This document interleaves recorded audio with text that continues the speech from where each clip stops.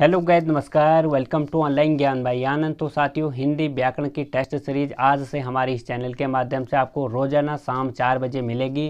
तो आज हम आपको दे रहे हैं वर्णमाला पर आधारित 200 प्लस प्रश्न, जो कि सारे इम्पोर्टेंट हैं और आगामी एग्जाम के लिए आपके लिए महत्वपूर्ण हैं।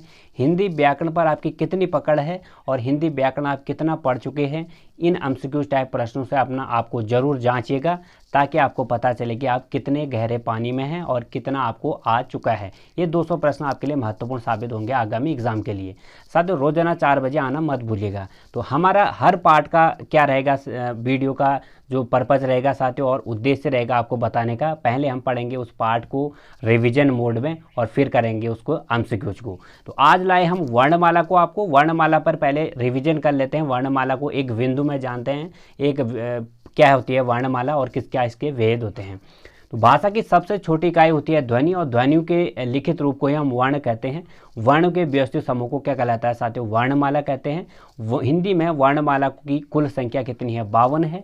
52 वर्णों में बात करें 33 तो इसमें मूल व्यंजन है, 4 संयुक्त व्यंजन है, 2 उच्छिष्ट व्यंजन है, 2 अयोगवाह हैं और 11 स्वरों को मिलाकर टोटल 52 वर्णमाला ये हिंदी में प्रयोग में आती हैं। साथ ही वर्णमाला को हम 2 तरीके से विभाजित करते हैं। एक तो होता है स्वर, दूसरा होता है व्यंजन। स्वर किसे कहते हैं? स्वतंत्र रूप से बोले जाने वाले जो स्वर होते हैं, वर्ण होते हैं, उसे हम स्वर कहते हैं। स्वरों के भेद हैं बहुत सारे, उन भेदों के बारे में हमें जानना जरूरी है, क्योंकि यहाँ से प्रश्न आपके बनते हैं एग्जाम में। पहले जानते हैं पहले भेद की ओर। उत्पत्ति के आधार पर स्वर। उत्पत्ति के आधार पर स्वरों को 2 भागों में बांटा गया। एक तो होता है मूल स्वर, दूसरा होता है संधि स्वर। मूल स्वर जो अपने आप में ही प्रयोग होते हैं, यानी ये किसी के सहारे से इनका प्रयोग नहीं होता है, ये किसी के मिलने से नहीं बनते। अ ई उ जो है मूल स्वर हैं। संधि स्वर क्या होते हैं? 2 प्रकार के होते हैं संधि स्वर। एक तो होता है दीर्घ स्वर, दूसरा होता है संयुक्त स्वर। जब समान स्वर एक दूसरे से मिलकर एक दूसरे स्वर का निर्माण करते हैं तो वो दीर्घ स्वर होगा। जब भिन्न स्वर मिलकर एक दूसरे स्वर का निर्माण करते हैं तो वो संयुक्त स्वर होगा। उदाहरण के लिए हमने दे रखा है अ प्लस अ मिलके आ बनेगा तो वह दीर्घ स्वर आएगा।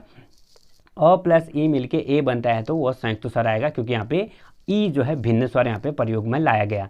दूसरा होता है स्वर का जो यहाँ पे उच्चारण के आधार पर। उच्चारण के आधार पर स्वर जो होता है ह्रस्व स्वर, दीर्घ स्वर, प्लुप्त स्वर। उच्चारण में यदि कम समय लगे तो समझ लेना है कि ह्रस्व स्वर है। अ ई उ ये क्या है? ह्रस्व स्वर है। उच्चारण में थोड़ा ज़्यादा समय लगे, यानी ह्रस्व स्वर से ज़्यादा समय लगे तो दीर्घ स्वर आ ई उ ए आई ओ औ, ये सारे क्या हैं? दीर्घ स्वर हैं। प्लुप्त स्वर क्या होता है साथियों? उच्चारण में 3 मात्रा का समय लगे, यानी ह्रस्व से भी दीर्घ से भी इन सबसे ज़्यादा तिगुना समय लगे तो होगा प्लुप्त स्वर। जैसे ओम, राम, ऐसे जो शब्द होते हैं साथियों वो प्लुप्त स्वर के अंतर्गत आते हैं। तीसरा भाग हमारा स्वर का जीभ के प्रयोग के आधार पर। जीभ के प्रयोग के आधार पर 3 भाग हैं इसके, अग्र, मध्य और पश्च। जीभ जहाँ जहाँ टच करेगी साथियों उसके आधार पर इसको प्रयोग में लाया गया है। अग्र, जब जीभ आगे का भाग टच करता है तो उसमें कौन से स्वर आते हैं? ई ए आई। और मध्य में टच करेगा तो मध्य भाग आएगा अ। यदि पश्च भाग हमारे जीभ का टच करेगा तो कौन से स्वर आएंगे? आ ई उ ओ और औ। ये आपको याद रखना है। चौथा आता है मुख द्वार खुलने के आधार पर स्वरों का वर्गीकरण हो रहा है साथियों। मुख द्वार खुलने के आधार पर संवृत, अर्ध संवृत, विवृत स्वर, अर्ध विवृत स्वर। संवृत मतलब फुली क्लोज्ड, फुली क्लोज्ड यानी वह स्वर जिनको हम बिना मुंह खोले भी कह सकते थे। ई उ ऐसे स्वर क्या है साथियों? संवृत, अर्ध संवृत यानी आधा जब हमारा मुंह खुलेगा, ई उ आधा खुला ना। विवृत स्वर में मतलब पूरा खुला, आ ए ओ पूरा खुला ना हमारा मुंह। अर्ध विवृत स्वर अ ए ओ आधा खुला जब तो हो गए अ ए ओ। आशा करता हूँ आपको समझ आ रहा होगा। अगला आता है हमारा साथियों ओष्ठाकृति के आधार पर। ओष्ठाकृति के आधार पर स्वरों का वर्गीकरण साथियों होता है। वृत्तमुखी स्वर, इसको 2 भागों में, और अवृतमुखी स्वर। ओष्ठ, जब आपका होंठ जो है वृत्त करता है, ऊ ऊ देख लो एक बार खुद, ऊ ऊ ओ औ। और अवृतमुखी जब आपका जो अवृत मतलब आपका होंठ जो है नहीं करेगा, अ आ ई।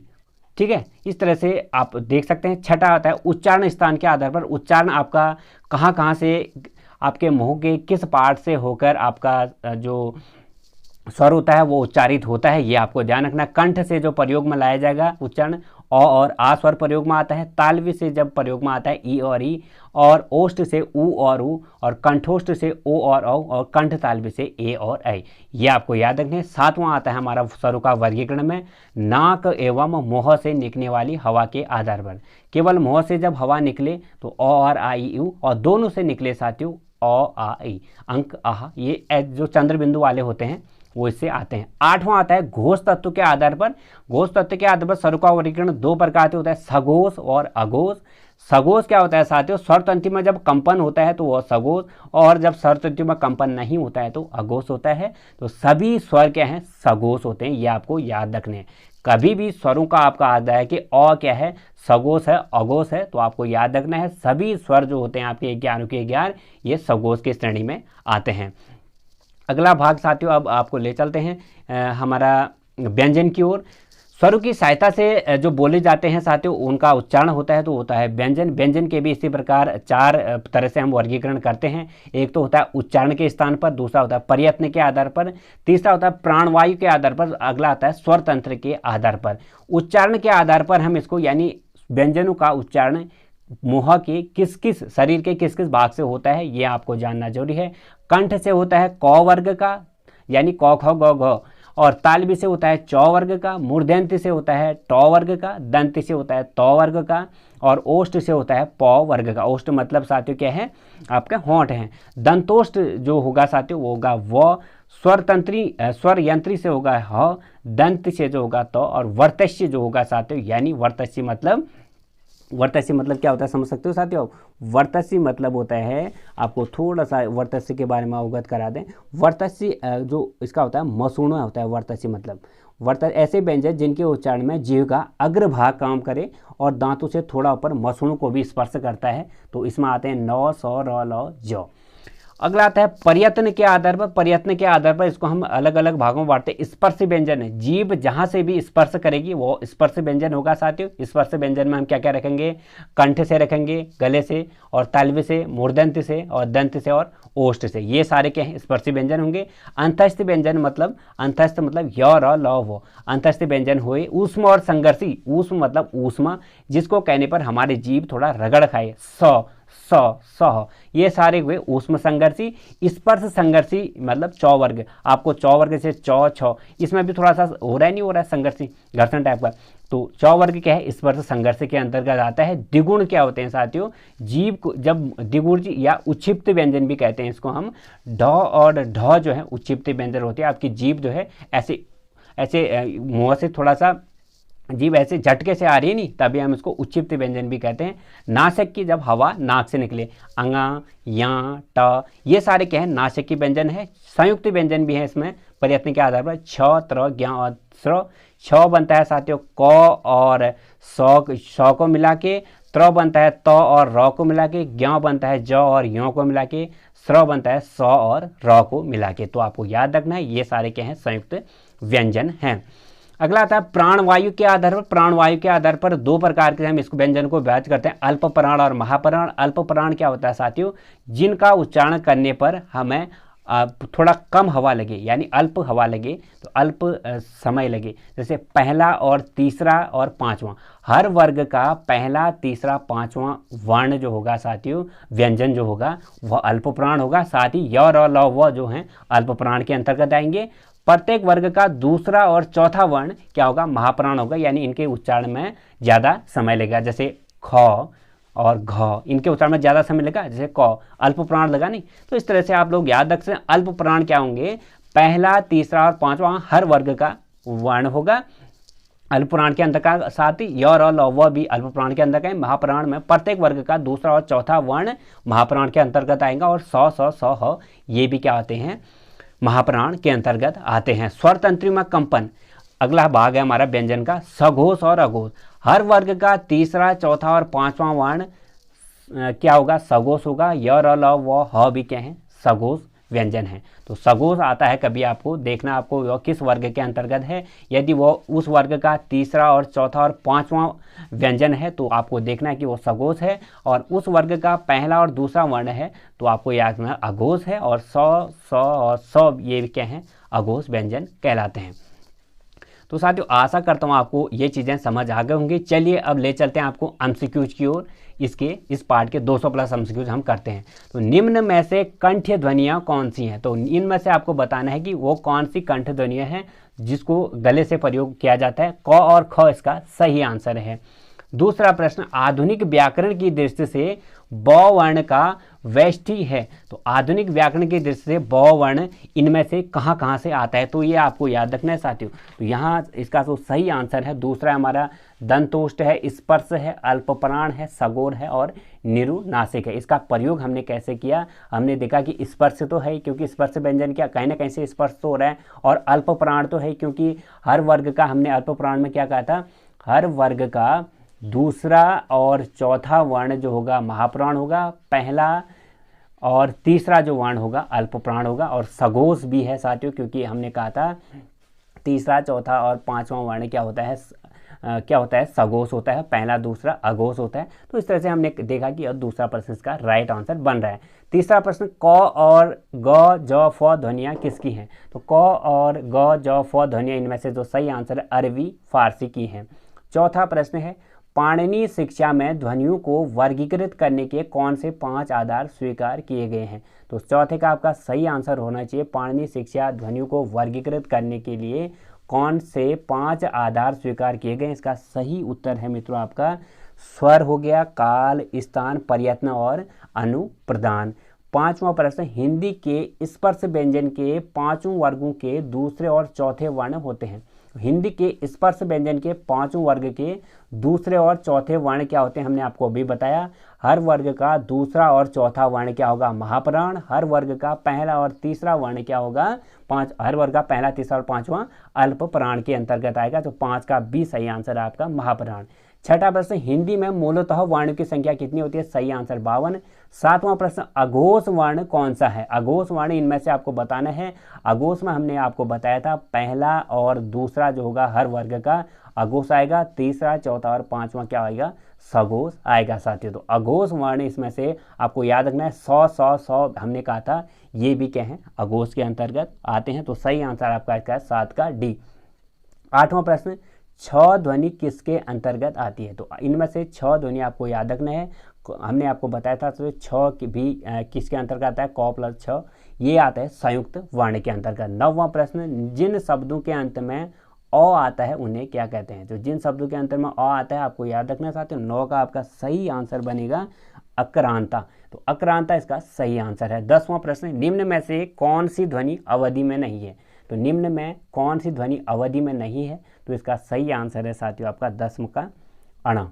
इनमें से क वर्ग के 9 और म जो है अवधि से ली गई हैं और अणा जो है अवधि से नहीं लिया गया है। 11वां प्रश्न, निम्न में से ट वर्ग नहीं है। ट वर्ग में ट और ड आते हैं साथियों, इसमें से घ जो है क वर्ग का है। आपको सीधा सा सिंपल सा प्रश्न है। 12वां प्रश्न, स ह ये क्या है, ये कौन से प्रकार के व्यंजन है, हमने आपको बताया था साथियों। कुछ ना कुछ घर्षण आपके जीभ इनमें कुछ कर रही है साथियों, घर्षण टाइप का हो रहा है। तो स ह जो क्या है स्पर्शी व्यंजन है, ये आपको याद रखना है। बी सही आंसर इसका। 13वां प्रश्न, निम्नलिखित में कौन स्वर नहीं है। तो इनमें से आपको बताना है कौन स्वर नहीं है। अंक और अह जो है साथियों अयोगवाह है, न कि स्वर। 14वां प्रश्न, स्वर ध्वनि के प्रकार हैं। स्वर ध्वनि के इनमें से कौन सा दीर्घ स्वर भी होते हैं, प्लुप्त स्वर भी होते हैं, ह्रस्व स्वर भी होते हैं, तो इसलिए तीनों इसके सही आंसर हैं। 15वां प्रश्न, हिंदी वर्णमाला में व्यंजनों की संख्या कितनी है। इसमें से जो सही आंसर है साथियों 33 जो है हिंदी वर्णमाला में व्यंजनों की संख्या होती है। अयोगवाह कहा जाता है। अयोगवाह किसे कहते हैं साथियों हम, इसका सही आंसर होना चाहिए आपको विसर्ग को। विसर्ग को हम अयोगवाह कहते हैं। निम्नलिखित में कौन सा पश्च स्वर है। तो इनमें से कौन सा पश्च स्वर है साथियों। पश्च स्वर की परिभाषा हमने अभी बताया साथियों, पश्च स्वर किसे कहते हैं। तो सीधा सा सिंपल सा इसका उत्तर था, जिन स्वर के उच्चारण में जीभ का आपका पिछला भाग कार्य करे तो वो होता है पश्च स्वर। पश्च स्वर इसमें से जीभ का आ, जीभ का पिछला भाग कर रहा है ना आ में, तो इसका सही आंसर आ हो गया। 18वां प्रश्न, छ ध्वनि का उच्चारण स्थान कौन सा है। तो इनमें से आपको बताना है छ ध्वनि कहाँ से उच्चारित होती है। तो इसका सही आंसर होगा मित्रों आपका दंती है, ओष्ठ है, तालबी है, वर्तसी है। तो छ ध्वनि आपकी जो उच्चारण होती है तालबी से होती है साथियों, तालबी। तो छ वर्ग हमने आपको बताया था ये कहाँ से आता है, तालबी से। 19वां प्रश्न, हिंदी वर्णमाला में स्वरों की संख्या कितनी है। तो हिंदी वर्णमाला में स्वरों की संख्या कितनी है साथियों, 11 है। साफ सा सीधा सा इसका वो है। अब 20वां प्रश्न, य र ल व किस वर्ग के व्यंजन हैं। तो य र ल व किस वर्ग के व्यंजन है आपको याद रखना है साथियों। 20 का इसका सही आंसर है य र ल व अंतस्थ व्यंजन है। 21वां प्रश्न, अनुनासिक का संबंध होता है। अनुनासिक का जो संबंध किससे होता है साथियों, नाक और मुंह दोनों से उच्चारण का जो व्यंजन प्रयोग होंगे, जो नाक से भी मुंह से भी बोले जाएंगे, वो अनुनासिक के अंतर्गत आएंगे। 22वां प्रश्न, तालबी व्यंजन है। तालबी व्यंजन क्या है आपको याद रखना है। तालबी इनमें से कौन सा है जो आपके जीभ का निचला हिस्सा इसमें प्रयोग में लाया जाता है। तो सही आंसर आपका च, छ, ज, झ ये है तालबी व्यंजन। च देख लो, जीभ दांत से नीचे टच हो रही नहीं। 33वां प्रश्न, हिंदी में ब ध्वनि है। तो ब ध्वनि आपकी कहाँ से ब बोलो तो आप एक बार होंठ टच हो रहे नहीं, तो ये क्या है, औष्ठ ध्वनि है। 24वां प्रश्न, निम्नलिखित ध्वनियों में कौन सी दंतोष्ठ है। तो निम्नलिखित जो ध्वनियां हैं इनमें से कौन सी दंतोष्ठ है आपको याद रखना है। 24वां प्रश्न का सही आंसर है दंतोष्ठ, यानी दांतों का भी होंठ का भी प्रयोग हो रहा है, तो वो है व, इसका सही आंसर है। 25वां प्रश्न, इसमें से आपको सही कथन चूज करना है। ABCD आपको कथन दिए हुए हैं। य और व ध्वनियां कहलाती हैं। व्यंजन का उच्चारण बिना स्वर की सहायता से हो सकता है। और इनमें से आपको सही कथन चुनना है। य और व ध्वनि अवधेश का विग्रह अव प्लस देश होता है। हिंदी में व्यंजनों की संख्या 60 है। तो साथियों ये सारे गलत हैं, क्योंकि हिंदी में व्यंजनों की संख्या कितनी है आपको याद रखना, 33 है। अवधेश को भी अव प्लस देश कहते हैं। व्यंजन का उच्चारण बिना स्वर के हो सकता है, बिना ये भी गलत है साथियों, बिना स्वर के तो व्यंजन का उच्चारण होता ही नहीं है। तो य और व ध्वनियाँ कहलाती हैं। 25 का ए ही इसका राइट आंसर है। 26वां, वर्णमाला किसे कहेंगे हम। इनमें से इसका सही आंसर, वर्ण के व्यस्ति समूह को क्या कहते हैं हम, वर्णमाला कहते हैं। तो 26 का डी आंसर सही है आपका। अगला प्रश्न, हिंदी की 100 ध्वनि है। हिंदी में 100 ध्वनि किस्म इनमें से किस में आती है साथियों। हिंदी में हमने आपको बताया था, हिंदी के जो 100 है ये इसमें भी आती है 100। इसमें आप देख रहे हो साथियों 100 बोलो तो एक बार आप 27 का इसका सही आंसर होगा तालबी। 100 भी तालबी के अंतर्गत आता है। 100 आपकी जीभ नीचे टच करिए नहीं। 28वां प्रश्न, निम्नलिखित में से दंत ध्वनि है। तो दंत ध्वनि इसमें से कौन सी है, तो इसका दंत ध्वनि के अंतर्गत आता है। 29वां प्रश्न, निम्नलिखित में से कंठीय ध्वनियाँ कौन सी हैं। तो इनमें से आपको बताना है कंठ ध्वनियाँ कौन सी हैं, तो यानी जो गले से प्रयोग में आती हैं। क और ख जो है, क वर्ग जो है कंठ के अंतर्गत आता है, सारे अवगत हो आशंसा है। किस वर्ण का उच्चारण स्थान कंठ तालु से होता है। तो वह कौन सा वर्ण है इनमें से जिसका प्रयोग गले और तालु दोनों से होता है। तो इसका सही उत्तर होगा आपका आई। देख लो आप, आई का उच्चारण कंठ और तालु दोनों से हो रहा है नहीं। ओ और ओ किस प्रकार के वर्ण है, तो आपको बताना है ओ और ओ क्या तालबी है, मूर्धन्य है, दंतोष्ठ है या कंठोष्ठ है। तो इनमें से सही उत्तर है आपका ओ और ओ कंठोष्ठ है, क्योंकि इसमें गले का भी प्रयोग किया जा रहा है। 32वां प्रश्न, निम्नांकित अघोष अल्पप्राण ध्वनि कौन सी है। तो इनमें से आपको बताना है निम्नांकित जो अघोष अल्पप्राण ध्वनि है। अल्पप्राण में हमने आपको हर वर्ग का पहला और तीसरा वर्ण अल्पप्राण, हर वर्ग का दूसरा और चौथा वर्ण महाप्राण होगा। तो यहाँ पे हर वर्ग देख लो आप साथियों क्या हो रहा है इसमें। इनमें से जो सही उत्तर आपका बनेगा 32 का, वह बनेगा क और त, क्योंकि देख लो आप क जो है पहले वर्ण का पहले वर्ग का पहला वर्ण है, तभी इसको हमने अल्पप्राण की उसमें चूज किया। 33वां प्रश्न, निम्न में से कौन एक अल्पप्राण ध्वनि है। तो निम्न में से कौन एक अल्पप्राण ध्वनि है, तो वही है साथियों, इसमें भी अल्पप्राण कौन सा है, क है। द ध्वनि का उच्चारण स्थान के आधार पर होता है। द ध्वनि कहाँ से प्रयोग में आती है साथियों, इसके उच्चारण में किसका प्रयोग होता है, द ध्वनि का होता है दंत्य, दांतों का प्रयोग हो रहा है। इनमें से कौन सी ध्वनि अंतस्थ नहीं है। तो इनमें से आपको बताना है कौन सी ऐसी ध्वनि है जिसमें अंतस्थ नहीं है। तो आपको इसमें से य र ल व जो है हमारी अंतस्थ ध्वनि है, ब ध्वनि जो है अंतस्थ यहाँ पे नहीं है। 36वां पर निम्नलिखित में से कौन मूर्धन्य ध्वनि नहीं है। तो इनमें से आपको बताना है कौन मूर्धन्य ध्वनि नहीं है। तो 36 का आपका सही आंसर होगा मित्रों आपका अड़ा। कामता प्रसाद गुरु ने ब्रह्म जो प्रयत्न के अनुसार प्रयत्नों के कितने भेद माने। तो कामता प्रसाद गुरु थे तो हिंदी व्याकरण के एक अच्छे माने जानकार। इनने व्यंजनों को कितने भेदों में बांटा था, व्यंजनों को इनने बांटा था 2 भागों में। 37 का आपका डी आंसर सही है। 38वां प्रश्न, निम्नलिखित में से हिंदी की कंठ ध्वनि है। तो 38वां आपको याद रखना है, हिंदी की कंठ ध्वनियाँ होती है आपकी ह, जो गले से प्रयोग में आती हैं। निम्नलिखित में से कौन सी व्यंजन ध्वनियाँ स्पर्श संघर्षी कहलाती हैं। तो स्पर्श संघर्षी में हमने बताया था आपको, एक तो सौ जो हैं ये आती हैं आपकी संघर्षी, और स्पर्श संघर्षी आती हैं चौ, छ, ज और झ, ये हैं स्पर्श संघर्षी। 40वां प्रश्न, 40वां प्रश्न है हमारा, उच्चारण की दृष्टि से व ध्वनि क्या है। उच्चारण की दृष्टि से व जो होती है साथियों, व इसमें दांतों का भी होंठों का भी प्रयोग हो रहा है, इसलिए हम इसको दंतोष्ठ कहते हैं। हिंदी की ओष्ठ व्यंजन ध्वनि है, हिंदी की ओष्ठ जो व्यंजन ध्वनि है, इसका सही आंसर होगा आपका भ। भ होंठ का प्रयोग हो रहा है नहीं, भ, और थ में तो नहीं हो रहा, अ में नहीं हो रहा, ज में नहीं हो रहा, भ इसका सही उत्तर है। हिंदी की मूर्धन्य ध्वनियाँ हैं, मूर्धन्य में आपको हमने बताया था, आपको आपकी उच्चिप्त या ये भी कहते हैं इसको हम, तो 42 का आपका सही आंसर होगा साथियों ट ठ ड, क्योंकि आपकी जीभ जो है यहाँ पे मुड़ रही है, तभी इसको मूर्धन्य कहते हैं, जीभ जब मुड़ती है आपको ड। 43वां पर निम्नलिखित व्यंजनों में से कौन महाप्राण है। महाप्राण की वही परिभाषा, हर वर्ग का पहला और तीसरा वर्ण महाप्राण, दूसरा और चौथा वर्ग क्या है वर्ण यहाँ पे महाप्राण के अंतर्गत आता है। तो यहाँ पे पूछा गया है साथियों कि इनमें से कौन महाप्राण है। तो इनमें से आप देख सकते हैं साथियों कि इसमें महाप्राण है ट और ठ, ठ इसमें महाप्राण है, और सारे ये पहला है, ये तीसरा है, ये पांचवा है। तो पहला तीसरा पांचवा दो होता है अल्पप्राण, और दूसरा और चौथा जो महाप्राण होता है। हिंदी की अग्र अवृत्ताकार संवृत स्वर ध्वनि है। 44 का आपका सही आंसर होना चाहिए। हिंदी की अग्र अवृत्ताकार संवृत स्वर ध्वनि कौन सी है, तो इसका आपका सही उत्तर होगा ई। ठीक है। 45वां, हिंदी की स्पर्श घोष महाप्राण ओष्ठ व्यंजन ध्वनि है। हिंदी की स्पर्श घोष महाप्राण ओष्ठ व्यंजन ध्वनि कौन सी होनी चाहिए इसमें से, इसका सही आंसर आपका व। 46वां, निम्नलिखित में से कौन सा स्वर समृद्ध है। तो इनमें से आपको बताना है कि कौन सा स्वर इसमें से समृद्ध है, तो सही उत्तर है आपका ई। ठीक है। निम्न में से अर्ध स्वर कहलाता है। तो य को हम स्वरों और यहाँ पे व्यंजनों के बीच का बोलते हैं, इसलिए हम इसको अर्ध स्वर कहते हैं। इसका सही उत्तर होगा आपका य। 48वां प्रश्न, इनमें से कौन व्यंजन अल्पप्राण है।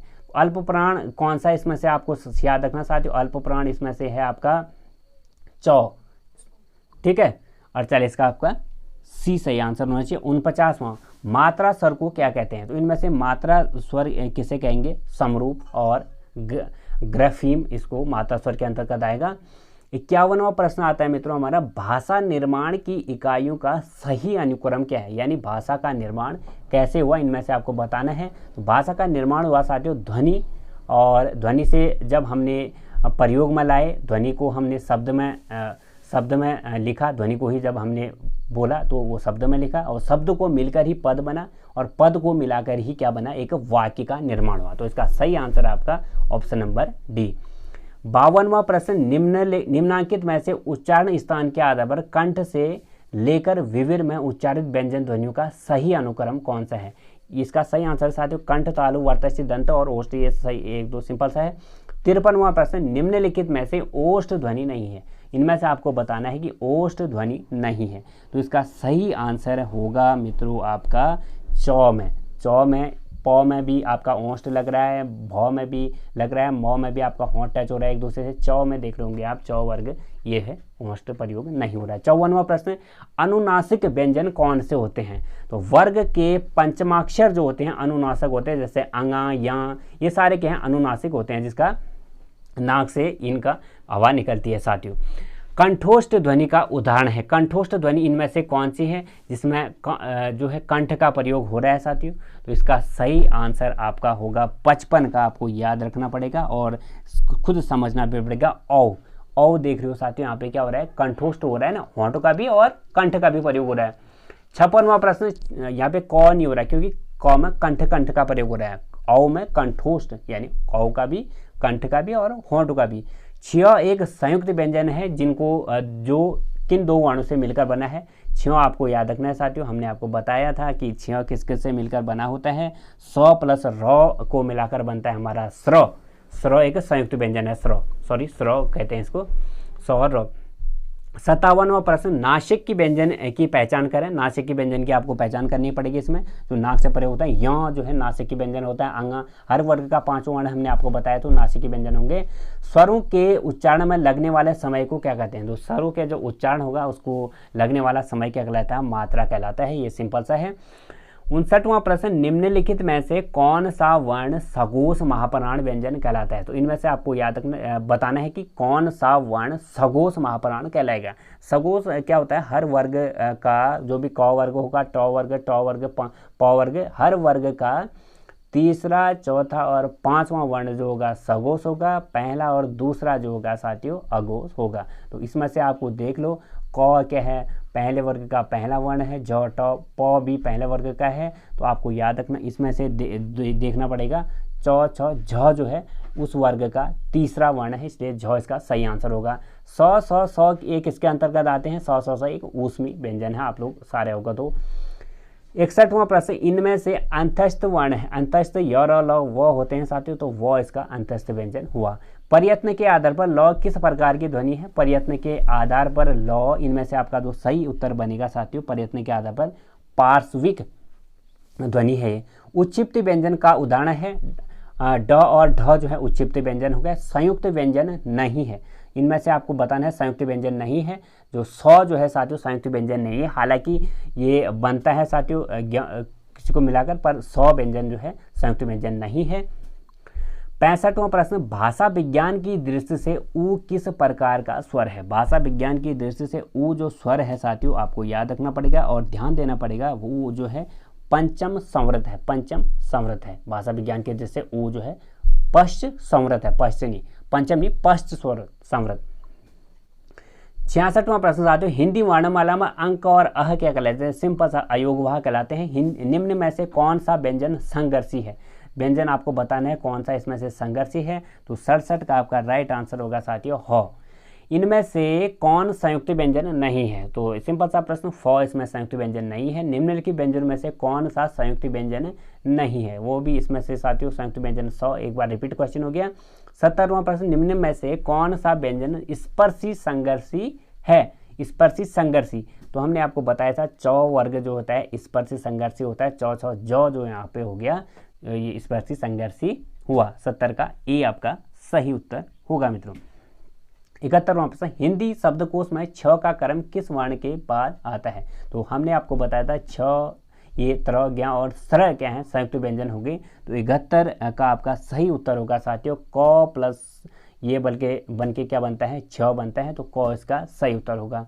72वां प्रश्न, ए के उच्चारण स्थान का नाम क्या है? ए का उच्चारण स्थान कहाँ से होता है साथियों? ए का हमने आपको बताया था, ए का उच्चारण स्थान कहाँ से होता है? कंठ तालव्य से होता है। कौन सी ध्वनि महाप्राण नहीं है? तो इनमें से आपको बताना है कौन सी ध्वनि महाप्राण नहीं है। तो इसका सही आंसर होगा आपका 73 का सी जौ। निम्न में से कौन सा व्यंजन पार्श्विक है? तो पार्श्विक जो व्यंजन इसमें से होगा, इसमें से ल जो है पार्श्विक व्यंजन नहीं है साथियों। तो अगले स्लाइड की ओर आपको ले चलते हैं। हिंदी वर्णमाला में वर्णों की संख्या कितनी होती है? 52। हिंदी में कौन सी ध्वनि अंतस्थ नहीं है इनमें से? इसका सही आंसर है ब। इनमें से ऊष्म वर्ण कौन सा है? इनमें से आपको बताना है, 4 ऑप्शन दिए हुए हैं। 100 इसका सही उत्तर है। स्र को वर्णमाला में स्थान दिया गया है स्वर में। निम्न में से कौन मूर्धन्य ध्वनि नहीं है? ड। और द ध्वनि का उच्चारण स्थान के आधार पर दंती है। निम्न में से कौन सही नहीं है? तो ये 4 ऑप्शन दिए हैं, त, थ, द, ध, और इनमें से आपको बताना है कि कौन सही नहीं है। इनमें से आपको बताना है त, थ दंती व्यंजन है। व्यंजनों का उच्चारण बिना स्वर के हो सकता है। तो व्यंजन का उच्चारण बिना स्वर के हो सकता है क्या? नहीं हो सकता। तो इसका सही आंसर ये होगा। निम्न में कौन प्रकमित व्यंजन है? प्रकमित व्यंजन कौन है? तो इसका सही उत्तर है र। दंतोष्ठ से उच्चारित होने वाले व्यंजन कौन से हैं? दांतों और होंठ से, फ और व। निम्न में से किस वर्ण का उच्चारण स्थान कंठ नहीं है? कंठ नहीं है इनमें से किसका है साथियों? क वर्ग कंठ से आता है, तो अण इसका सही उत्तर हो गया। निम्न में से कौन संयुक्त वर्ण नहीं है? इनमें से आपको बताना है कौन संयुक्त वर्ण नहीं है। री जो है संयुक्त वर्ण नहीं है, और सारे त्र, ज्ञ और स्र ये क्या है संयुक्त वर्ण है। निम्न में से कौन सही है? ड और ढ को वर्णमाला में स्थान प्राप्त है। पहला और तीसरा वर्ण महाप्राण होता है, और पहला और तीसरा वर्ण महाप्राण नहीं होता। पहला और तीसरा और पांचवा वर्ण क्या होता है? अल्प प्राण होता है। तो एक गलत है। ड और ढ वर्णमाला में स्थान प्राप्त है, इनको स्थान प्राप्त नहीं है। च, झ और झ स्पर्श संघर्ष है, तो इसका सही उत्तर ये हो गया। य, र, ल, व ऊष्म वर्ण है। य, र, ल, व ऊष्म वर्ण है क्या? नहीं। य, र, ल, व क्या है? अंतस्थ व्यंजन है। अगला प्रश्न हमारा इसमें हो गया साथियों, निम्न में से कौन सही शब्द है? इनमें से आपको बताना है कौन सही शब्द है। तो परीक्षा इसका सही उत्तर हो गया। निम्न में से कौन सही शब्द है? इनमें से आपको बताना है पुरुष, यहाँ पे सही शब्द लिखा गया। क और ए से निर्मित है के, ग और उ से निर्मित है गु। इस तरह से बनाया गया है। निम्न में से कौन सत्य है? स्वर का उच्चारण स्वतंत्र रूप से होता है, व्यंजन हमेशा स्वतंत्र रूप से उच्चारित होते हैं, अनुस्वार तथा विसर्ग हिंदी में प्रयुक्त नहीं होते, व्यंजन 2 प्रकार के होते हैं। तो इनमें से सही उत्तर है स्वर का उच्चारण स्वतंत्र रूप से होता है। अगला प्रश्न, इनमें से ऊष्म ध्वनि नहीं है, ऊष्म ध्वनि इनमें से कौन सी नहीं है? इसका सही आंसर होता है साथियों झ। सौ ये क्या है? ऊष्म व्यंजन हुए। अनुतान का संबंध किससे है? तो अनुतान का संबंध आपको बताना है इसमें से उच्चारण के समय, उच्चारण के उतार चढ़ाव से, उच्चारण में निकली वायु से, उच्चारण के कंपन से। तो अनुतान का जो इसमें अर्थ होगा साथियों, अनुतान मतलब उच्चारण के उतार चढ़ाव से। 20वां प्रश्न, निम्न में से कौन सा सही है? अल्पप्राण में मुख से वायु की कम मात्रा निकलती है, महाप्राण में मुख से वायु की कम मात्रा निकलती है, अल्पप्राण में खास स्वर पर बल पड़ता है, महाप्राण में शब्द के प्रथम स्वर पर बल पड़ता है। तो इनमें से आपको सही उत्तर देना है कि अल्पप्राण में मुख से वायु कम निकलती है या महाप्राण में मुख से वायु भी कम निकलती है। तो इसका सही आंसर अल्पप्राण में मुख से वायु की मात्रा कम निकलती है। हर वर्ग का पहला और तीसरा वर्ण हुआ है। निम्न में से कौन महाप्राण नहीं है? तो इसका सही आंसर है प। निम्न में से कौन सा एक अल्पप्राण ध्वनि है? इसमें से है क। निम्न में से किस शब्द की वर्तनी शुद्ध है? इसमें से आपको बताना है कौन सा सही शुद्ध लिखा गया है? आगामी, इसका सही उत्तर है आगामी। निम्न में से कौन सा शब्द शुद्ध है? आक्रामक, इसका सही उत्तर है साथियों। इसमें से ध्यान देना आपको। निम्न में से किस युग्म को अर्ध स्वर कहा जाता है? तो इनमें से आपको बताना है किस युग्म को अर्ध स्वर कहा जाता है, य और व। कौन सा वर्ण ओष्ठ नहीं है? तो इनमें से आपको बताना है कौन सा वर्ण जो है ओंठों के द्वारा प्रयोग में नहीं लाता, 9 इसका जो है, और सारे प ये हैं ओष्ठों से प्रयोग में लाए जाते हैं। निम्न में से कौन असत्य है? तो इसमें से बताना है कि कौन सा इसमें असत्य है। त ओष्ठ व्यंजन है, स ऊष्म व्यंजन है, फ ओष्ठ व्यंजन है, छ संयुक्त व्यंजन है। ये तो सही है, छ संयुक्त व्यंजन है, स ऊष्म व्यंजन भी सही है, फ ओष्ठ व्यंजन है, सही है। त ओष्ठ व्यंजन है, ये गलत है साथी, क्योंकि त जो है त वर्ग ये ओष्ठ व्यंजन नहीं है, ये ये दांतों से प्रयोग होता है। ठीक है। च वर्ग क्या है? च वर्ग क्या है साथियों? तालबी व्यंजन के अंतर्गत आते हैं। निम्न में से कौन पार्श्विक वर्ण है? पार्श्विक वर्ण हमने आपको बताया था, ल जो है पार्श्विक वर्ण हुआ। निम्न में से कौन उच्छिप्त व्यंजन है? ढ और ढ जो आपकी जीभ जो है जिसको बोलने में थोड़ा सा वो हो, यानी जीभ ऊपर से नीचे झटके से आए, वो उच्छिप्त व्यंजन हुआ। 31वां, ज्ञ को वर्णमाला में माना जाता है। ज्ञ क्या है? संयुक्त व्यंजन है। निम्न सूची को आपको सही विकल्प चयन करना है। तो यहाँ पे सही विकल्प पर मित्रों हम आपको ले चलें तो दंत में इसमें से प्रयोग होगा, और दंत में जो प्रयोग होता है दंत प्रयोग होता है ना, मूर्धंत, मुर्दा वाले जो इसमें हो गए साथ 3 में इसका सही उत्तर हो गया। तालु जो आपके जीभ का नीचा हिस्सा आता है, इसका सही उत्तर क्या? ये कंठ से क वर्ग सीधा साधा। तो इसका सही आंसर आ गया हमारा दूसरा। छ का निर्माण किन 2 वर्णों के मेल से हुआ है? तो छ का निर्माण क और स के मिलकर हुआ है। निम्न में से कौन अंतस्थ व्यंजन वर्ण नहीं है? य र ल व ये सारे अंतस्थ व्यंजन है, पर ब जो है वो अंतस्थ व्यंजन नहीं है। वर्णमाला में किस स्पर्श संघर्षी भी कहा जाता है? च वर्ग को स्पर्श संघर्षी कहा जाता है। 36वां प्रश्न, निम्न में से कौन व्यंजन वर्ण दंत नहीं है? तो इनमें से आपको बताना है दंत, इसमें से कौन व्यंजन नहीं है? त थ द ध ये सारे क्या हैं साथियों? दंत वर्ण हैं, पर फ जो है यहाँ पे ओष्ठ वर्ण है। फ इसका सही उत्तर हो गया। निम्न में से कौन स्पर्श व्यंजन नहीं है? स्पर्श व्यंजन जो इसमें से नहीं है वो स्पर्श व्यंजन य र, क जो है स्पर्श हो रहा है, च भी कहीं ना कहीं से स्पर्श होता है, फ भी जो है फ वर्ग भी होता है साथियों। य जो है अंतस्थ व्यंजन है, तो इसका सही उत्तर हो गया हमारा य। निम्न में से कौन संयुक्त व्यंजन का संयुक्त स्वर का उदाहरण नहीं है? संयुक्त स्वर का उदाहरण नहीं है। संयुक्त स्वर का उदाहरण अपना हो गया साथियों आ। विसर्ग का प्रयोग कैसे शब्दों में होता है? तत्सम का प्रयोग तत्सम शब्दों में होता है। निम्न में से किस शब्द में शुद्ध मात्रा प्रयुक्त हुई है? तो इनमें से जो शुद्ध मात्रा प्रयोग हुई है रेणु, इसको रेणु भी कहते हैं साथियों। 41वां, किस स्वर का कोई मात्रा चिन्ह नहीं है? और जो ऐसा स्वर है हमारा, इसकी कोई मात्रा चिन्ह नहीं है। निम्न में से कौन अघोष वर्ण नहीं है। अघोष अघोष और अल्पवर्ण महावर्ण आपको याद रखना है साथियों, ये हम बार बार वही कह रहे हैं आपको। अघोष इसमें से जो नहीं है साथियों वो है लौ। निम्न में से कौन अघोष वर्ण नहीं है, इसका उत्तर है सौ। निम्न में से कौन सा युग्म आपका कंठ तालव्य है, ए और आई। औ का उच्चारण स्थान कहाँ से होता है साथियों, हमने आपको बताया था। औ जो प्रयोग में होता है वो होता है कंठोष्ठ। सौ का उच्चारण स्थान कहाँ से होता है, मूर्धन्य और आपके सौ, ठीक है। और सौ का उच्चारण स्थान कहाँ से होता है, तालव्य से। और निम्न में से कौन स्पर्श संघर्षी है, स्पर्श संघर्षी है क। ई का उच्चारण स्थान है तालव्य, व का उच्चारण स्थान है दंतोष्ठ। ऊ का उच्चारण स्थान कहाँ से है साथियों, अगला प्रश्न हमारा हो गया कंठ। फ का उच्चारण स्थान है ओष्ठ। ध का उच्चारण स्थान क्या है, कंठ। और 54 का प्रश्न हो गया प्रयत्न के आधार पर र व्यंजन किसके अंतर्गत आता है, प्रकमित। निम्न में से कौन उसमें व्यंजन नहीं है, र इसका सही उत्तर हो गया।